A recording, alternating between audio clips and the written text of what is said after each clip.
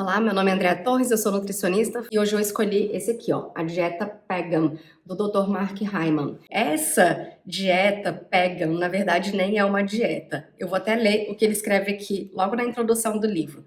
Ele fala assim: a dieta Pagan começou como uma piada. Há vários anos integrei um painel de nutrição numa palestra entre dois amigos. Um era um médico defensor da dieta paleolítica e o outro era um cardiologista vegano. Para quebrar a tensão, eu disse em tom de brincadeira: bom, se um de vocês é paleo e o outro é vegano, eu devo ser pagan ou pegano. Brincadeiras à parte, eu acho isso muito interessante e eu concordo com ele nesse livro no seguinte: é muito mais importante, ao invés de você se agarrar a um rótulo, é fundamental que você ouça o seu corpo. Então, vou te dar um exemplo de um caso que eu atendi no consultório. Uma professora de yoga chegou no meu consultório há anos atrás, desesperada, ela estava grávida, já tinha 3 ou 4 meses de gravidez, e ela não parava de pensar em comer carne. E ela era vegana há mais de 10 ou 15 anos. E quando ela conversou com os instrutores dela, com os colegas também, vegetarianos, com as pessoas que ela conhecia da área de yoga, todo mundo criticou: não, você não pode consumir carne e tal. E ela estava sentindo que ela estava precisando. Então ela chegou no consultório muito desesperada e conversamos bastante. Eu também sou vegetariana, mas eu perguntei: bom, o que está fazendo sentido para o seu corpo agora? Ela falou: bom, nesse momento está fazendo sentido consumir. Eu falei: você quer respeitar o seu corpo então? O que ele tá pedindo? Ela falou sim. E aí eu fiz uma dietinha, ela incluiu mais ovos, incluiu na alimentação também alguns peixes. Passou a gestação, correu tudo bem, teve o neném, e logo que ela teve o neném, a vontade dela de consumir alimentos de origem animal foi embora.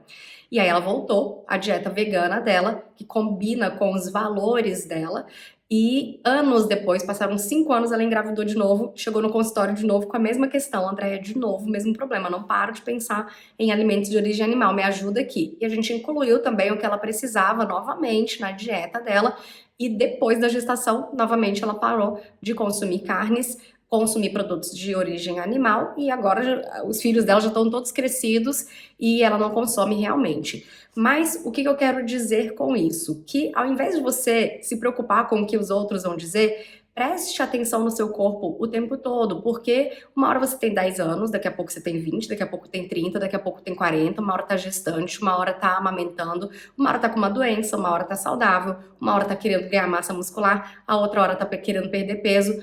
Mas é muito importante que você observe como você está se sentindo nesse processo todo de vida e observe seus níveis de energia, seu humor, seu funcionamento intestinal, e a cada momento vá fazendo as adaptações que sejam coerentes para você. E o Dr. Mark Hyman convida a gente a pensar justamente nesse sentido, e eu concordo com ele, e há muito tempo que eu atuo dessa forma. Trate o seu alimento como o seu medicamento, e assim como a gente não toma antibiótico o tempo todo, a gente só toma quando precisa. Tem alimentos que você não vai precisar consumir o tempo todo, você vai precisar consumir quando precisa. Mas uma coisa interessante que ele coloca é: independentemente do que você escolha, ser vegetariano, ser onívoro, fazer dieta paleo, fazer dieta cetogênica, de qualquer forma, independentemente de qualquer um desses rótulos, é importante que a sua dieta tenha uma quantidade muito grande de vegetais, porque os vegetais vão conter mais de 25 mil fitoquímicos, que têm funções anti-inflamatórias, antioxidantes, anti-envelhecimento, reguladoras de hormônios, que melhoram a microbiota intestinal, favorecem o seu cérebro e assim por diante. Então a sua dieta precisa conter muito alimento de origem vegetal, independentemente do rótulo que aí você queira ou não dar para a sua dieta. Além disso, com uma dieta mais rica em vegetais, você tem uma microbiota muito saudável. Os micro-organismos, as bactérias principalmente, que habitam o nosso intestino, alimentam-se de fibras que vêm dos alimentos. De onde vêm essas fibras? De alimentos de origem vegetal. O intestino, então, depende muito de fruta, de verdura, de castanha, de cereais, se você for comer sempre integrais, e de outros nutrientes também. O intestino não vive só de fibra, tá? O intestino também precisa para reparo de suas células de zinco, de ômega 3, de vitamina A, de polifenóis. Algumas pessoas beneficiam-se do uso do colágeno, tanto para reparo de intestino, quanto para fortalecimento de várias estruturas, como tendões, articulações, pele. O importante é você sempre escolher alimentos de boa qualidade, sempre que possível.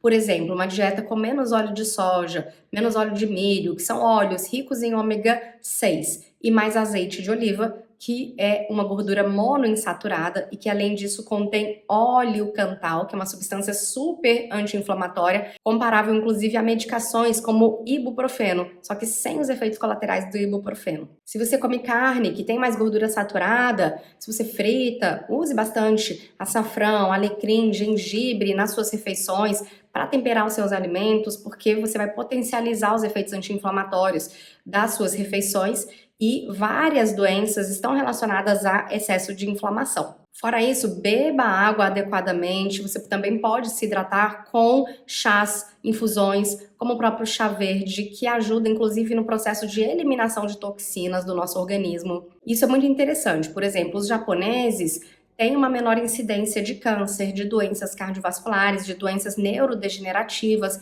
como Alzheimer, apesar deles comerem peixe o tempo todo. E o peixe pode vir, sim, contaminado com metais pesados, como o mercúrio. E o mercúrio em excesso vai ser prejudicial, principalmente para o nosso sistema nervoso. Agora, como eles tomam chá também o tempo todo, parece que o chá ele é tão protetor que ele vai minimizar os efeitos dessa exposição ao mercúrio e por isso a incidência dessas doenças vai ser super baixa. Outra questão muito comum nos consultórios médicos e de nutrição são as pessoas falando das desregulações hormonais. É baixa libido por conta de desregulação, de produção de hormônios sexuais, é ganho de peso por conta de baixa produção de hormônios da tireoide, e isso se deve muito ao tipo de dieta que a gente consome ocidental. Uma dieta com muito açúcar, por exemplo, desregula a produção de hormônios sexuais. Uma dieta com baixas quantidades de zinco, selênio, ferro, vitamina A vai desregular a produção de hormônios tireoidianos. A mesma coisa a falta de iodo, então usar o sal iodado, usar algas. Para zinco, a gente tem como fontes, olha o que ele cita aqui, a semente de abóbora, as ostras. Para um bom consumo de selênio, as sardinhas, a castanha do Brasil, a castanha do Pará. Adequar também as quantidades de vitamina D no sangue, então tomar sol e fazer uso de alimentos como cogumelos, arenque. Para o ferro temos vegetais verdes escuros, para quem come carne, as carnes vermelhas são boas opções. E para quem é vegetariano, lembrar que o ferro de origem vegetal, ele não é tão bem absorvido. Então, quando você for comer uma salada, fazer um suco verde, colocar junto uma boa fonte de vitamina C, como um limão, uma lima, uma laranja, uma tangerina, para melhorar essa absorção do ferro e você não ficar anêmico. Então você imagina, numa dieta saudável, independentemente de qual é essa dieta que você está seguindo, cerca de 75% do que você consome deveria ser de vegetais. Só que muita gente tem um consumo de 60% ou mais, na verdade, de alimentos contendo muito amido, muita farinha branca, muito açúcar, e aí explodem as doenças crônicas. Realmente, a gente precisa mudar esse padrão alimentar. E no Brasil e em Portugal, esse consumo de vegetais, ele é muito abaixo do esperado. Um dos problemas é que o intestino vai ficar mais permeável. Aparecem sintomas como gases, como constipação, dor abdominal, má digestão. E além disso, quando o intestino está muito permeável, muito vazado, muitas substâncias inadequadas que não foram digeridas apropriadamente acabam ultrapassando a barreira do intestino e caindo na corrente sanguínea, o que contribui para sintomas também alérgicos, para mais inflamação, para mais intolerâncias, para sintomas também nervosos, como ansiedade, como depressão. Então, é muito importante cuidar do intestino. Um dos alimentos que o intestino adora é o grupo, na verdade, das leguminosas. Feijão, lentilha, ervilha, grão de bico. Mas quando o intestino não está muito bem, muitas pessoas nem conseguem consumir esses alimentos porque esses alimentos não são muito bem digeridos.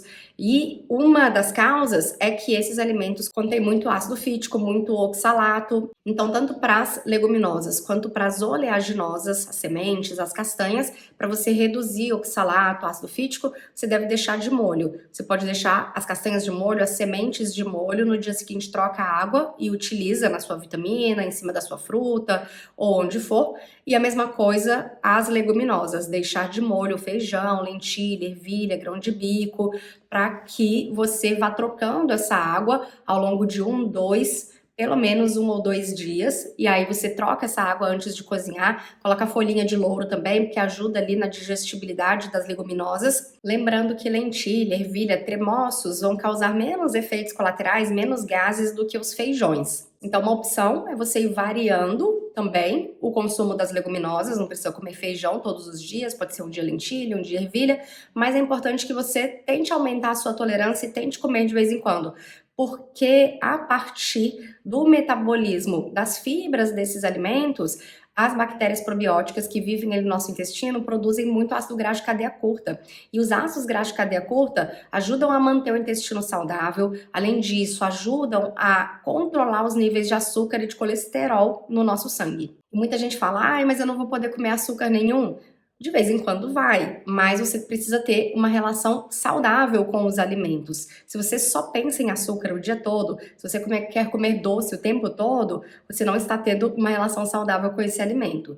Se você passa alguns dias, tudo bem, aí no dia da TPM você quer comer o seu docinho, não tem problema algum. Ou se você tem uma alimentação super saudável, você cuida da sua saúde e um dia você vai numa festa, tem lá um bolo, não tem problema nenhum você comer. O problema é a relação não saudável com o açúcar e a dependência desse açúcar em tudo, no suco, no chá, no cafezinho, no docinho, aí fica demais e realmente um consumo excessivo de açúcar pode gerar não só intolerância à glicose, inclusive resistência insulínica cerebral, mas também um estímulo da produção de glutamato, que é uma substância que em excesso é tóxica para o cérebro. E evite também um consumo exagerado de adoçantes, porque a maioria dos adoçantes vão contribuir para a desbiose intestinal, para o desequilíbrio entre bactérias boas e ruins no intestino.